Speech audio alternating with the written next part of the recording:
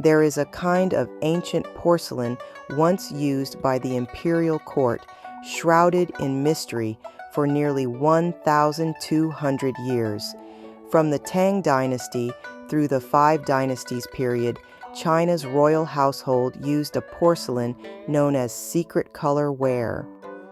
Its name never plainly stated that it was Celadon, nor did it adopt the later, more descriptive glaze names such as bean green or plum green.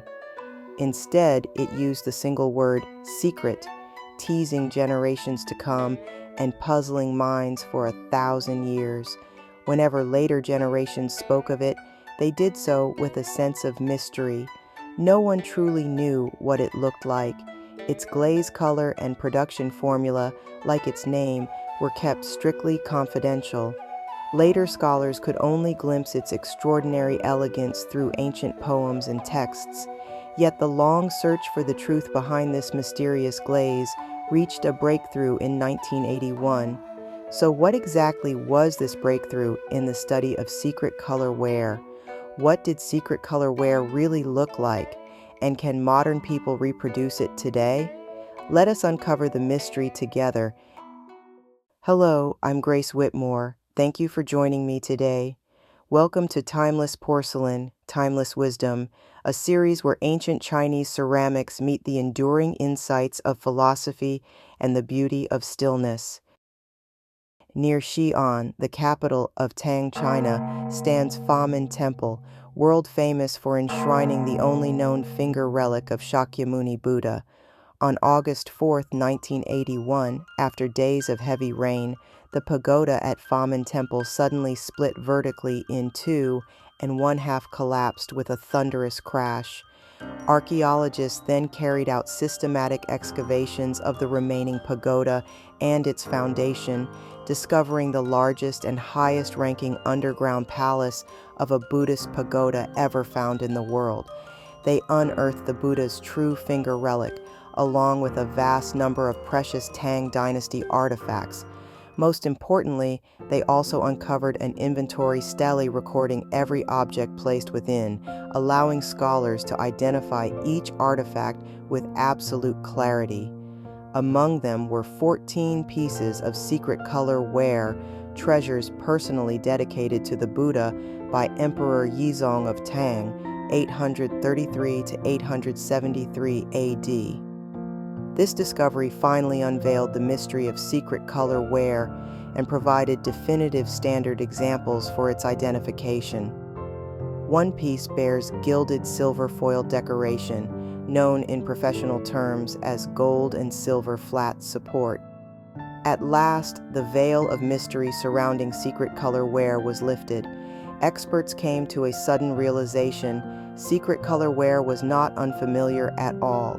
It was, in fact, the finest and most perfected form of Yuekiln Celadon.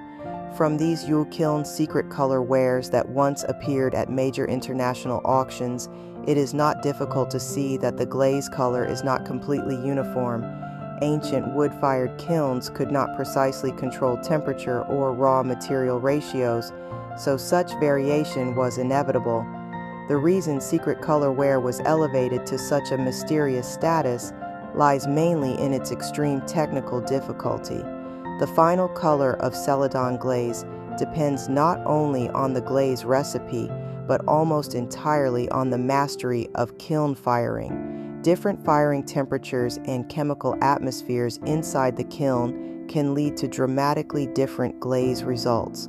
To achieve a glaze that is fresh, jade-like, even, and consistently reproducible requires an extraordinarily advanced technique, a technique that would certainly have been kept secret. That level of craftsmanship could only remain undisclosed. After Secret-Color Ware was successfully fired in the late Tang Dynasty, the Yue kilns producing it were soon placed under official control by the Qian family's Wu Yue kingdom during the Five Dynasties period, tasked exclusively with producing tribute porcelain. Indeed, it became porcelain forbidden to commoners, far removed from ordinary people, elevated above the world. You might ask, was it really that difficult to produce Secret-Color Ware at the time, and how did it evolve? An excellent question. In the history of ceramics, its emergence was far from easy. It was the result of several hundred years of evolution in Yue kiln production. Tracing its origins, we can already see early signs in this Western Jin dynasty, 265 to 316 AD, Yue kiln Celadon jar with goosehead motifs. The glaze already shows a degree of fresh green clarity, and the decoration is finely executed. Yet when compared with Secret-Color Ware from roughly 500 years later, technical immaturity is still evident. For example, the ceramic body shows coarse particles reflecting limitations in clay refinement. The glaze on the upper surface pools unevenly, and the glaze accumulation at corners is not the clear lake green seen later, but a deep gray tone. The surface displays areas of yellow mixed with green, a beauty in its own right, but clearly different. Although all these Secret-Color wares were produced at Yue kilns in southern China, these three representative ewers clearly show the evolution of form from the late Tang through the 5 dynasties and into the northern Song. The spout gradually becomes longer and more streamlined, while the body slowly transforms into a lower, fuller spherical shape. Overall, this reflects a shift from the Tang dynasty's martial spirit to the Song dynasty's reverence for literary refinement, and from the aesthetics of the northwestern grasslands to those of the southeastern Jiangnan region. This is a northern Song Yue kiln Celadon ewer with incised floral medallion decoration. When you calm your mind and gaze upon this ancient porcelain, which has absorbed the essence of heaven and earth for nearly 1,000 years, do you feel an inner stillness and the quiet joy of artistic appreciation? Its form is so elegant, and its millennium-aged glaze emits a restrained, jewel-like luster. After centuries of natural aging, the glaze thickens at corners and carved lines, forming a luminous lake green sheen, especially around the neck's turning points, as if a ring of clear water truly encircles the vessel. This creates a layered depth that distinguishes it from other Celadon surfaces. These are qualities that newly made imitations can never replicate. When speaking of Secret-Color Ware, one cannot avoid mentioning the late Tang poet Lu Guimeng and his poem Secret-Color Ware. In this poem, Lu describes an extraordinary Tang dynasty wine bowl, Secret-Color Ware. In autumn winds and dews, the Yue kilns open, stealing the green of 1,000 peaks. Best to fill it at midnight with pure celestial dew and drink with Ji Kang, finishing the cup in friendly contest. In the first 2 lines, the poet notes that the Yue kilns were fired in autumn, then uses bold exaggeration to praise the glaze of Secret-Color Ware, so verdant that it seems to have captured the very greenness of countless mountains. In the final 2 lines, he imagines filling a Secret-Color wine bowl with midnight dew, so that he might drink alongside Ji Kang, the celebrated Weijin intellectual, competing in a refined bout of drinking until the last drop is gone. In antiquity, people did not only compete in tea appreciation, they also competed in drinking. During the Tang dynasty, drinking games or wine commands were the centerpiece of banquets.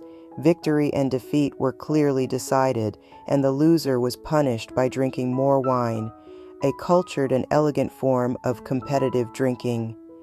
Modern poet Ihiro-HE once commented, "I have read many Tang poems, but it was only when I later began studying Secret-Color Ware that I encountered this poem by Lu Guimeng. Suddenly, I realized this is truly a dazzling example of Tang poetry. In just 28 characters, it combines rich imagination, commanding momentum, and daring rhetoric. Effortlessly, the poet uses an object to express emotion, subtly reveals his own aspirations, invokes a famed figure from antiquity, and conveys a state of mind, suggesting that he himself possesses the spirit of a cultivated gentleman. Was Lu Guimeng not himself a kind of secret-color scholar? This is what makes it a truly exquisite poem. Because the effect of translating classical Chinese poetry into English is always limited, many Western readers may find it difficult to fully appreciate the poem's classical Eastern imagery, rhythmic beauty, and elusive depth. For those who truly understand Tang poetry, these 28 characters are so perfectly composed that almost none can be replaced. Change even a single word, and either the meaning and imagery no longer align, or the poem's rhythm, tonal movement, and musical beauty are destroyed. At the end of this video, Ihiro recites this ancient poem. If you are interested, you are welcome to listen and experience it for yourself. This naturally leads to another question. Can modern people still write Tang poems with the same depth and beauty of imagery as Lu Guimeng? The answer is probably no. It is extremely difficult. In fact, this is much like the difficulty of fully reproducing ancient porcelain today. As stated at the beginning of this video, form arises from the mind. Vessels are shaped by the heart. The beauty of ancient poetry comes from the minds of ancient people, from a poetic, romantic spirit deeply rooted in classical learning. Even if modern writers reach a similar technical level, they are shaped by a different inner world, and it is very hard to recreate that original creative jingji or state of mind. How then can we understand this in a more scientific way? In modern theoretical physics, there is the Ihiro-HE hypothesis, Holographic Encoding and Emergent Generation, which proposes that everything in the universe follows the HE-EG principle. The creative mind of ancient people was formed by their historical environment, resulting in a unique personal holographic encoding. Ancient poems and ancient porcelain were natural outcomes of this encoding, forms of emergent generation. Modern people do not possess the same holographic encoding. Naturally, the same emergent creations are difficult to arise. At best, we can only achieve approximate simulations. All right, having discussed the imitation of ancient poetry, let us now turn to the imitation of ancient porcelain. So you might ask, the media often claims that there are countless imitations on the market and that without authoritative thermoluminescence testing, it is extremely difficult to identify ancient porcelain. Is the authentication of ancient ceramics really that hard? Can modern craftsmen truly reproduce ancient porcelain so convincingly that it passes for the real thing? If the goal of reproduction is merely to imitate the general appearance rather than the fine details, or to deliberately create artificial aging, then yes, it can certainly be done. But if the goal is to produce forgeries to deceive others for high profits, it is not nearly so easy, even if traditional wood-fired kilns are used instead of modern electric ones. So let us analyze this step by step. Why is it so difficult for newly made forgeries to fully replicate the characteristics of genuine ancient porcelain? Now suppose I am a forger. Let me explain the hard limitations I would face in the production process. This perspective may offer some useful insights and methods for authenticating ancient ceramics. Now I am preparing to make a forgery, but I immediately encounter a troubling contradiction between materials, techniques, and the historical era they belong to. First, have you ever tried to imitate someone else's signature? If you have, you already know that even slightly artistic signatures are surprisingly difficult to copy. The foot finishing techniques of ancient ceramics are even more so. The trimming habits of each era and each kiln, including the shape of the foot ring, the knife marks, the hand feel, and even glaze spots, are like the handwritten signatures of ancient ceramic craftsmen, but this is far more complex than a signature on paper. These features developed to suit specific firing methods of their time.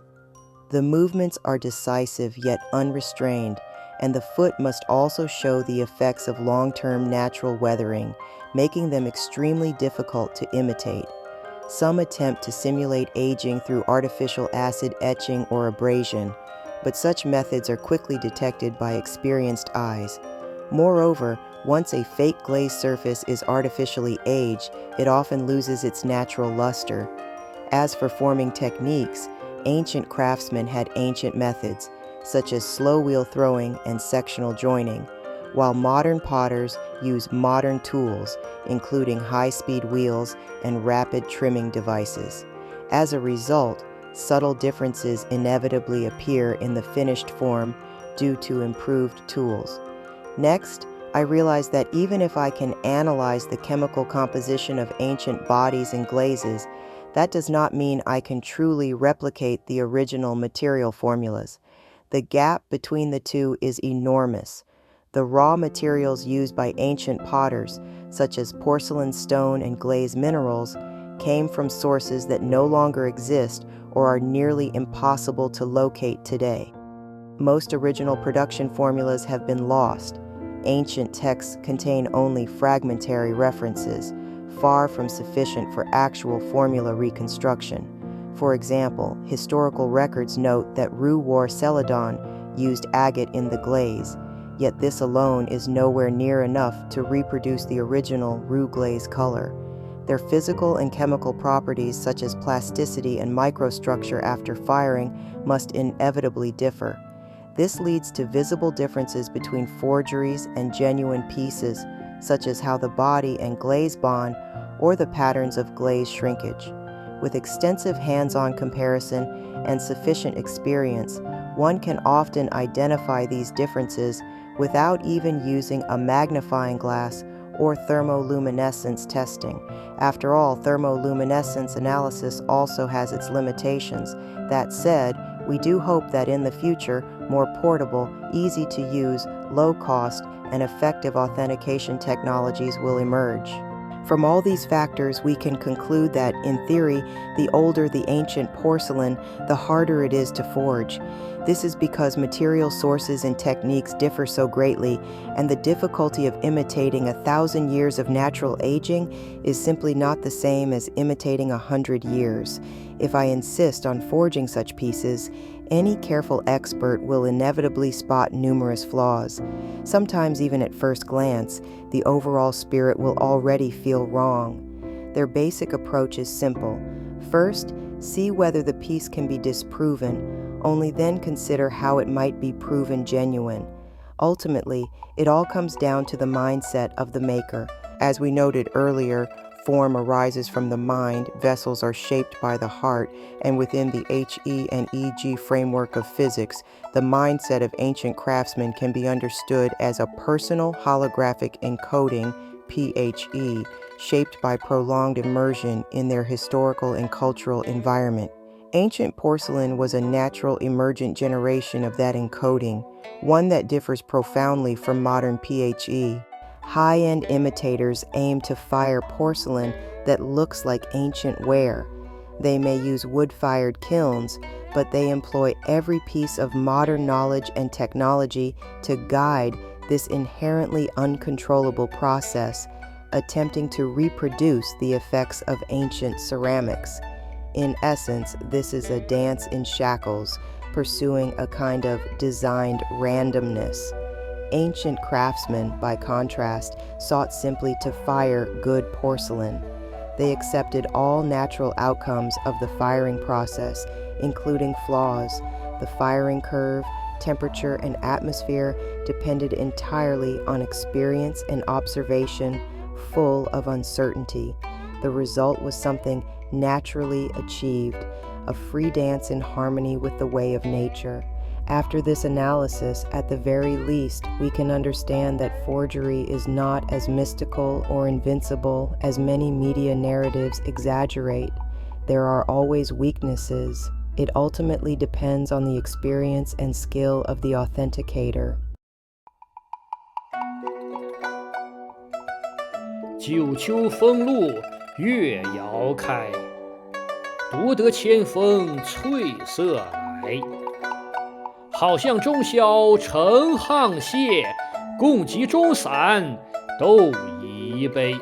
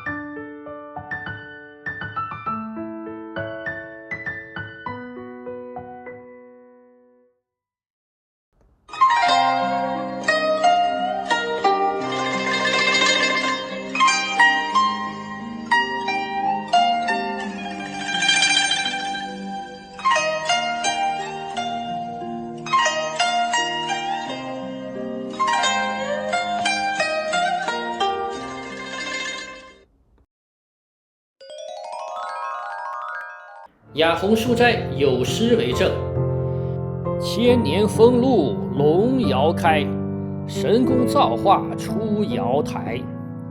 冰肌玉骨凝霜色，雨过天晴染碧苔。土石斑痕藏岁月，又留霞彩共徘徊。莫道此心终寂寞，匣中犹带汉唐哀。